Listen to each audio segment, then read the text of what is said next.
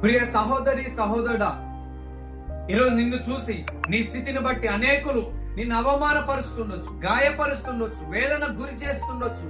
ఈయన ఏం పనికిరాడు, ఈమె ఏం పనికిరాదు, పనికి మాలిన జీవితాలు జీవిస్తున్నారు వీళ్ళు అని నీ బతుకును బట్టి అంటుండొచ్చు. ప్రియ దేవుని బిడ్డలారా, బైబిల్ గ్రంథంలో కూడా సాముయేలు ప్రవక్త దావీదును అభిషేకించడానికి ఇంటికి వెళ్ళినప్పుడు దావీదును కన్న తండ్రి యేషయ్య ఒక మాట అన్నాడు. అందరు కుమారులు పిలిపిస్తే సాముయేలు అన్నాడు, ఏమని?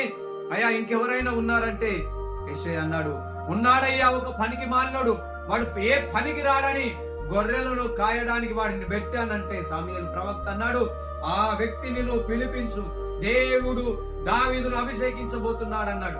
ప్రియ దేవుని బిడ్డలారా, ఇదిగో ఎన్నిక లేని వారిని బట్టే దేవుడు ఎన్నుకొనడానికి వచ్చాడు.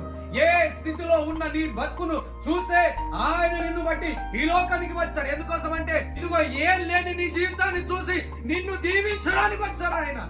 నువ్వు ఎప్పుడైతే స్థిరము కలిగి నిలకడ కలిగి జీవిస్తావో దేవుడు నీ జీవితాన్ని మార్చబోతున్నాడు.